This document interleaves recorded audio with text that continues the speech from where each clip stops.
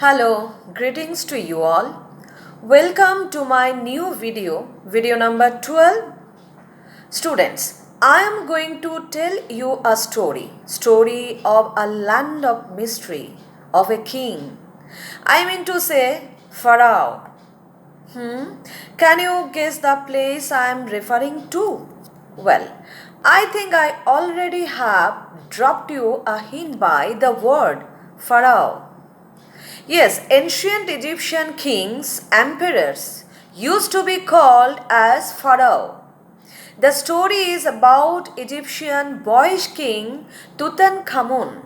I will inform you about historical background, facts, and the story of Egypt, its religious belief, and Pharaoh Tut. And the chapter which deals with this topic in your syllabus is Discovering Tut, the Saga Continues, written by A.R. Williams. Dear students, saga means a long story, an account of or series of incidents.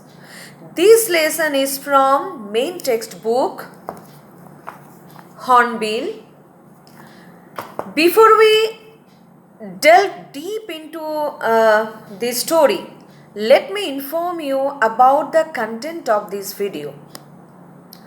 I am going to discuss here about the author, theme, setting, historical background, a story, summary. This video will be followed by my next one, where I am going to discuss the title, explanation of important extracts, difficult words and their meanings, value points of important questions. Now, about the author. The chapter is authored by A.R. Williams. He developed a passion for reading in his early childhood days. He was given an assignment to write own work of fiction. He found that he very well could craft tales. He was a voracious reader, used to read fantasy stories, science fictions, adventures, etc. In a book club, he discovered books for amateur writers about craft of writing. He read that too. He learned more about the different facets of what it takes to be a writer. Further, he joined online writing workshops to hone his writing skill. Later, he became a published author. About the theme, what is the thematic content of this story? The lesson deals with various processes of investigation, exploration and finding clues by the researchers, scientists, archaeologists to unveil the medical mystery behind Pharaoh Tut's death, to know the reason behind untimely death of teenage ruler Tutankhamun. The story depicts mysteries and theories of Tut's life and death.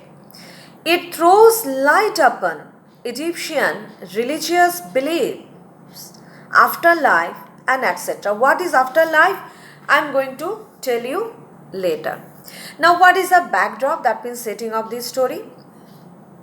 The story is set in the Valley of Kings, King Tut's tomb in Egyptian desert, where scientists and archaeologists' medical team carried out medical investigation. Let's move on to historical background and the story. This part, specifically about King Tut, is a part of Synopsis, but I have separated it to make this lesson interesting to you students. You know, there is a country called Egypt. It is a country of pyramids, sphinx, mysteries, mummies. It is only the Egyptian civilization is the only ancient civilization. The ancient Egyptians used to mummify the dead bodies, keep these in coffins to preserve the corpse and bury. They built pyramids to house these tombs. The reason behind the mummification lies on their religious philosophy or belief.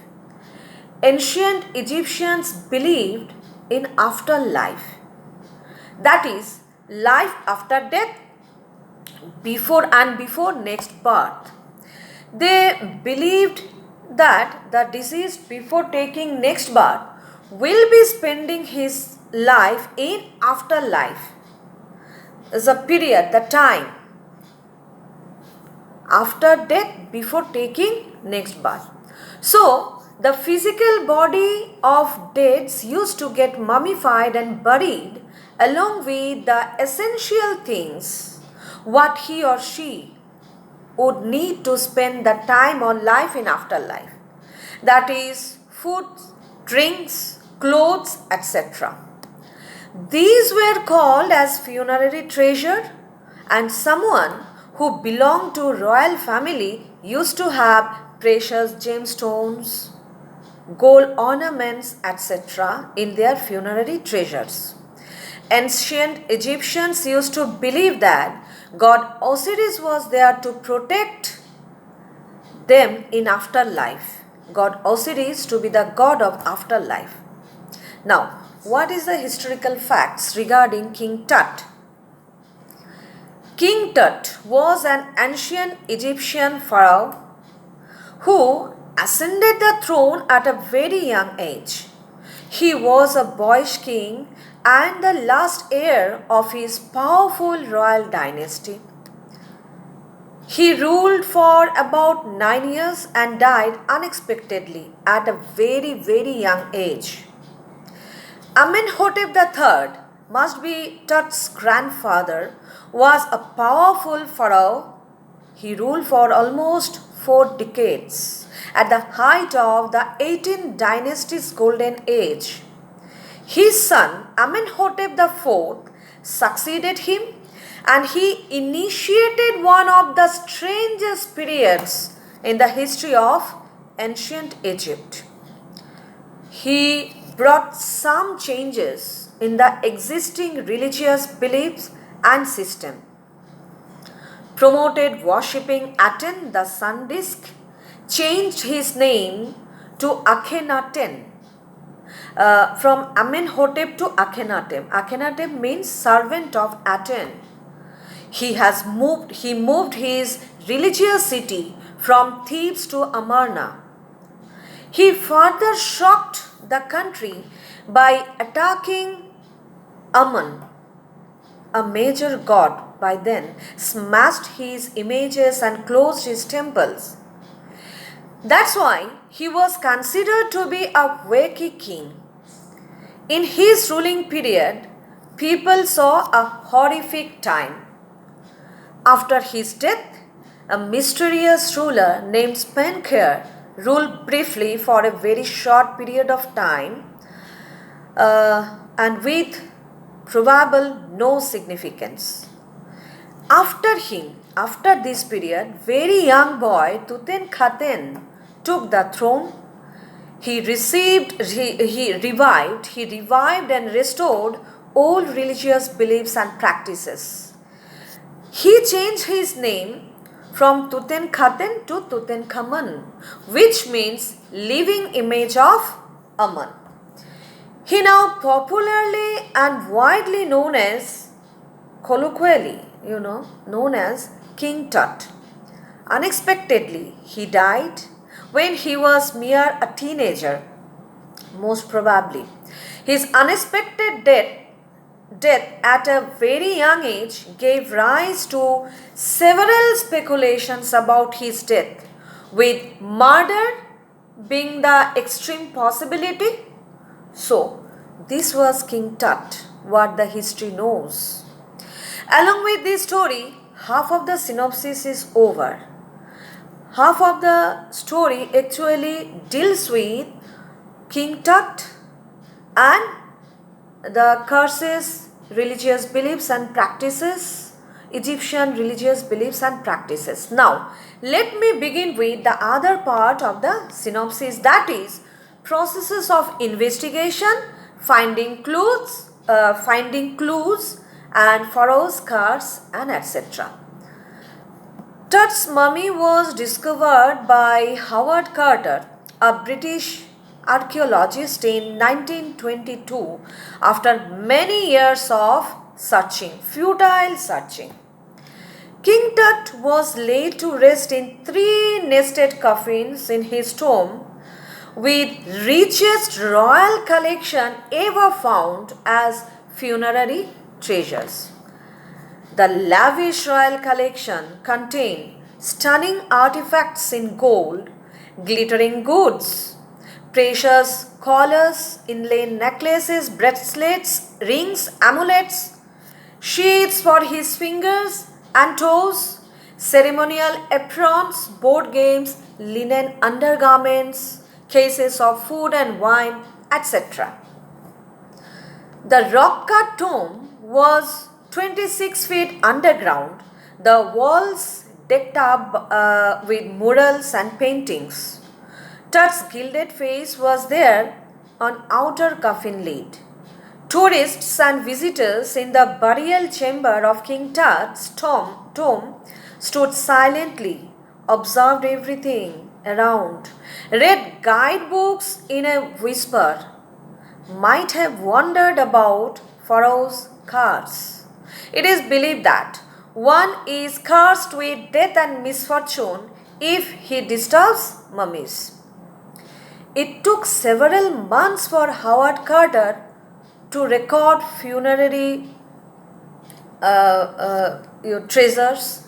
Then he began with investigating the 3 coffins, found garlands of olive leaves, wild celery, lotus petals, cornflowers, etc., which proved in the first coffin, which proved the fact that burial seemed to occur in the month of March or April. Carter faced much problem. Ritual resins troubled him. How? Actually, it cemented King Tut to the bottom of solid gold coffin, and it was impossible to take his body out for investigation.